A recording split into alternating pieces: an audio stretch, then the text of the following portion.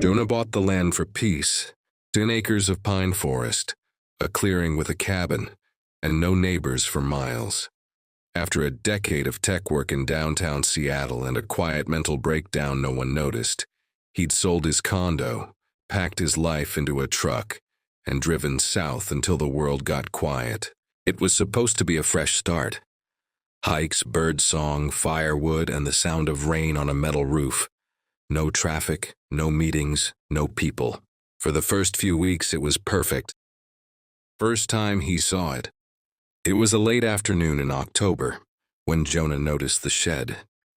He'd wandered farther into his own woods than usual, looking for a trail he hadn't mapped yet. About 300 yards past the last survey flag, just beyond a shallow creek, there it was, a bit small, sun-bleached structure, barely visible between the trees. No windows, slanted roof, weathered gray boards. The kind of building you'd miss unless you were right on top of it. He paused, checked the GPS app on his phone. The shed wasn't marked on the satellite map, even though it looked at least a few decades old. He assumed it belonged to the previous owner, maybe for tools or supplies. But something about it felt off. There were no footprints leading to it. No path, no sign anyone had been there in years. And yet the wood on the door looked newer than the rest. Replaced recently. He tried the handle. Locked. That night Jonah dreamed of the shed, except in the dream it was open, and inside it wasn't empty. There was a chair, a heavy wooden one bolted to the floor, a table, a mirror, and something else, a shadow he couldn't see clearly, standing behind the door as it creaked shut. He woke up sweating. The next day he hiked back out to it. In daylight it looked harmless again, small, silent, maybe 10x 10 feet. But he noticed new things. There were no hinges on the outside of the door. A long, narrow vent pipe stuck out from behind the shed, like a chimney but metal and industrial looking. The lock was heavy-duty, not rusted like it had been replaced recently. Jonah circled it. No windows, just thick boards nailed tight. He told himself to leave it alone. But he didn't. On the 5th day, Jonah brought a crowbar and a flashlight. He stood in front of the shed for a long time before working the crowbar under the doorframe. The wood groaned, cracked, but gave way. The lock popped. He opened the door. It was colder than he expected, the air stale and dry. His flashlight flicked across the interior. Chair, just like in the dream, heavy, bolted to the floor.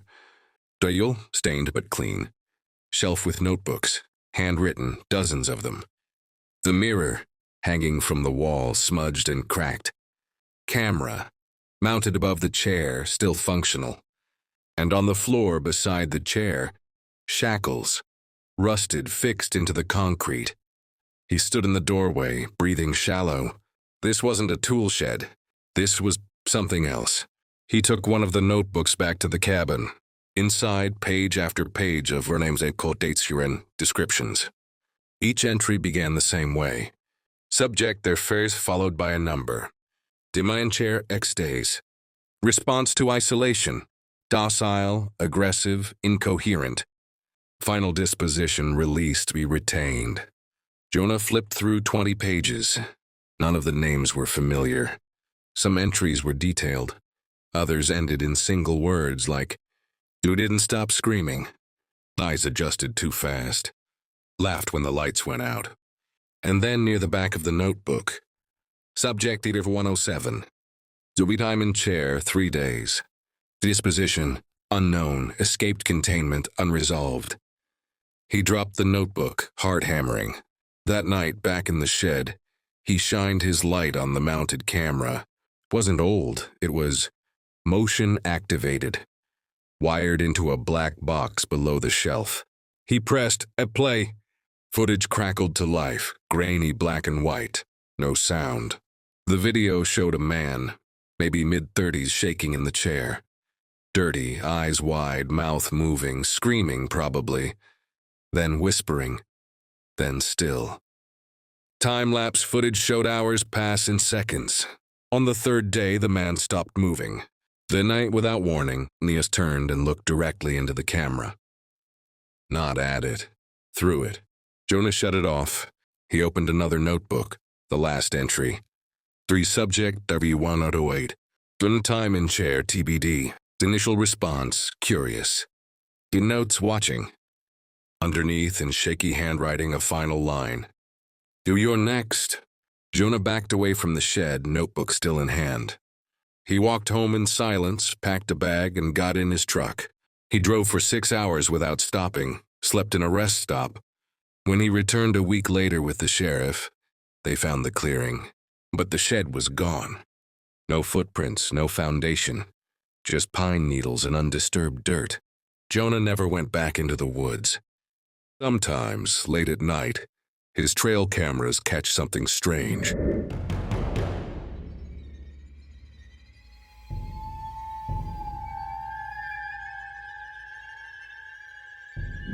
Maya wasn't running away, not exactly.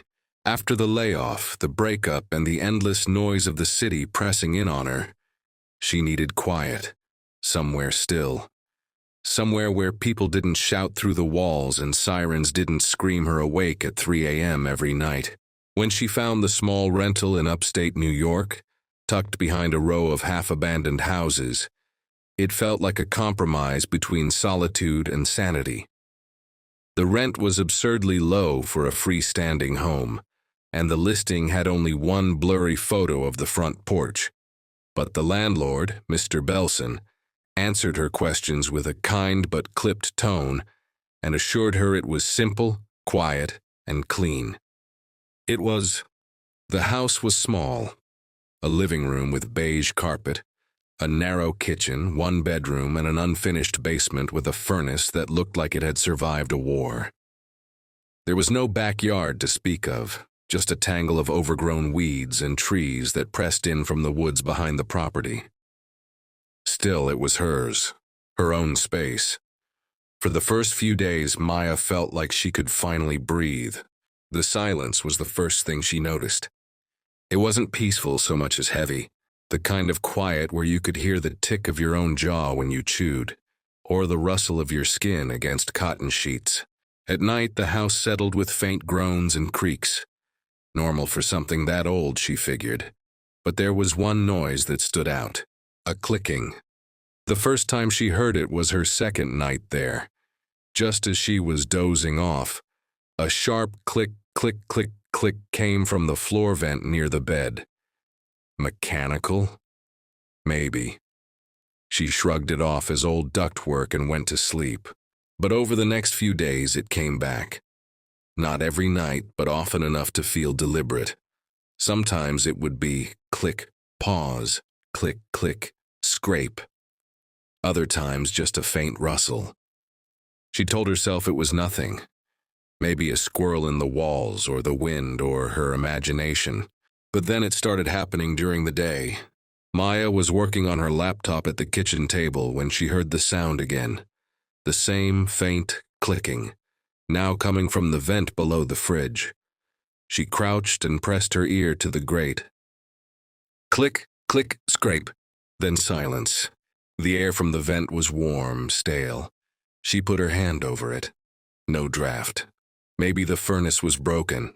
She didn't know much about HVAC systems, but something didn't feel right. That night she lay awake listening, not just to the clicks, but to the spaces between them. She realized it didn't sound like an animal. It wasn't random.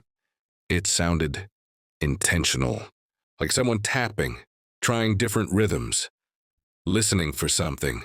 For her, Maya asked Mr. Belson about the vents when he came by to fix a leaking pipe under the sink. He was polite, but dismissive. Haven't had problems with pests in years. Used to get the odd raccoon when the place sat empty, but I sealed everything tight. No crawl space or attic either, just the basement. No crawl space? She asked. He shook his head. You've seen the basement, nothing under there but pipes and cobwebs. But that night the noise came back louder. Maya sat up in bed at 2:13 a.m., heart pounding. This time it wasn't just clicking, it was a thump. A dull, fleshy sound like a hand hitting wood. Then came a slow, deliberate dragging, like nails scraping across a surface. She grabbed her phone, turned on the flashlight, and knelt by the vent in her bedroom. She unscrewed the grate. Instead of the usual metal ductwork, there was a dark, narrow hole. It didn't angle upward like a normal vent. It went down. Straight down. A shaft of empty space too deep for her light to reach the bottom. She stared, breath catching. Something down there moved. Just a shift of shadow, a suggestion. She dropped the grate and backed away, heart in her throat. The next morning she went into the basement. The air down there felt different. Too still, like the house was holding its breath. Behind the furnace, behind a clutter of rotting cardboard boxes and rusted tools, she saw it. A door. Small, square, flush with the concrete wall. Painted the same color, no handle, just a metal latch half hidden behind some ductwork. She pried it open with a screwdriver. It was a crawl space, no taller than 3 feet, 10 feet deep. The air inside was thick and warm. She gagged at the smell, not rotting but sour, like sweat or breath. Inside was a thin blanket. A half-empty bottle of water, candy wrappers, a stained pillow, and a small spiral-bound notebook. Maya backed away slowly, nausea curling in her stomach. She didn't scream, she didn't cry. She just locked every door in the house and called the police.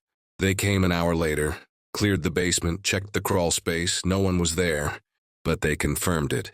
Someone had been living there for a while. There were no cameras. No fingerprints, no signs of forced entry. Probably homeless, one officer said. These rural towns have folks who know how to live off the grid. Squatters. Guy probably found an opening before you moved in and stayed quiet. You scared him off. They took the notebook for evidence and left, but Maya had already read some of it. It wasn't gibberish, it wasn't a manifesto. It was a journal. A log. Sept 3, empty again, smells like mold. Nothing upstairs. Sept 18, new girl moved in, brown hair, thin, pretty, quiet. Sept 22, she leaves back door unlocked sometimes, keeps kitchen light on all night, watches old movies. Sept 27, she talks in her sleep, said a name, Eric, wonder who that is. 3. I think she heard me last night, gotta be more careful. 12. I like it here. She doesn't notice much, gets tired early. She opened the vent. 25. She found the door. Can't stay, not safe, but I'm not far. Maya moved out that same afternoon. She left the key under the mat and drove 4 hours to a friend's house downstate. She never heard from the police again. She told herself it was over. But some nights, even now, in her new apartment on the 5th floor of a very secure building, she wakes up to a clicking sound, soft, deliberate, from the floor vent just beside her bed.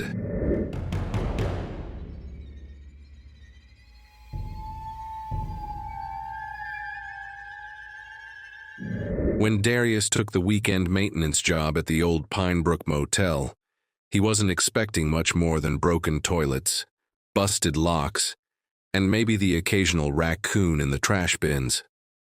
It had been closed to guests for years, bought by a shady development company that hadn't done anything with it yet. His friend Rick got him the gig, a few $100 to clean up, keep an eye on things, and don't ask too many questions. The place was frozen in time, faded, no vacancy sign still hanging, peeling green paint on the doors. Room keys with plastic fobs, dusty and cracked. Most of the motel was empty, quiet. The kind of quiet that made your ears ring. But there was something about the left wing. Rooms 1 through 10. Darius noticed it on the first day. Every room had been unlocked. Empty beds, mold on the curtains, a few still had Bibles in the drawers. Except room 6. Room 6 was locked tight. He tried the master key. It didn't fit. He tried shoulder checking it, but the frame barely budged like it had been reinforced. The weird part? It wasn't on the original list of rooms he was supposed to check. When he asked Rick, the guy just said, "Don't worry about that one. Seriously, just leave it. They had issues with squatters in there years back, bad vibes." Darius laughed it off, but something about that door kept bothering him. On the third day, he brought a crowbar. He waited until dusk, not sure why. Maybe it felt wrong to do it in daylight. He told himself it was just boredom. He wasn't superstitious. He just hated not knowing. The door took effort. It wasn't just locked, it was sealed. After a few loud cracks of wood and a grunt of effort, the door snapped open.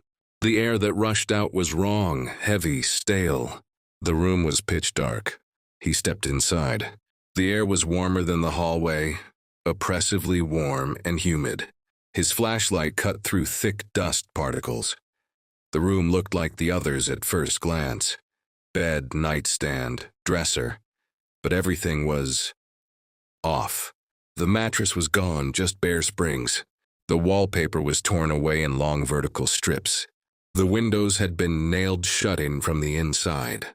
Scratches, long, deep ones, were gouged into the inside of the door. He nearly turned back then, but something caught his eye. A square panel in the floor, behind the dresser, barely visible.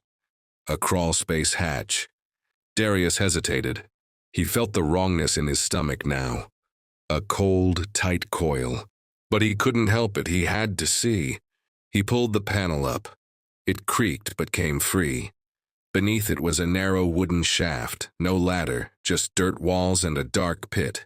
He pointed the flashlight down, about 8 feet. Enough to drop into, but not easily climb back out. He lowered himself slowly, feet brushing the dirt. When he landed, the soft floor crunched beneath him. He aimed the light around. Wasn't really a crawl space. It was more like a hand-dug cellar. Crude, uneven, maybe 6 feet wide. And someone had lived down there. A thin, moldy mattress against the far wall. Rotten food wrappers, a rusted bucket. Dozens of long black scratch marks here across the walls. And drawings, hundreds of drawings. They were carved into the dirt, finger-drawn, crude, repeated over and over again. A face with wide circular eyes and a stitched mouth. The longer Darius looked at the drawings, the more frantic they seemed. Hundreds of them, piled on top of each other, in every corner of the space. Then, behind him, he heard it. A soft thud. He turned. The hatch had closed, and something had landed on top of it. His flashlight flickered. He called up, "Hello, Rick, is someone there?" No response, just silence, and then a scratch. A long, slow scratch across the hatchwood. He stood frozen, barely breathing. Then more scratching, now faster, frantic. Then laughter. Not loud, just a low, broken giggle. Right above him. He slammed his fists on the hatch, yelling, trying to push it open. The dirt walls began to collapse inward. Not from movement, but from vibrations. Something above was stomping. Pacing in tight circles above the hatch. He screamed, shouted, no answer. The flashlight died. In total darkness now, he could still hear it. Click, scratch, giggle, stop. Then, nothing. When Rick arrived to pick him up, Darius was gone. Room 6's door was shut again. Just like before, no sign of damage. Rick stood outside it for a long time. Then he pulled out a ring of keys, found a small silver one, not labeled, and slid it into the lock. He didn't open the door, just made sure it was locked again. Then he walked away. There's no record of Room 6 in Pinebrook Motel's renovation plans. In fact, there's no record that it was ever built. Don't forget to like, subscribe, and ring the bell if you would enjoy hearing more spine-chilling stories. A new one will be released every Saturday. If you would like me to read one of yours, you can send it to me bitefear@gmail.com.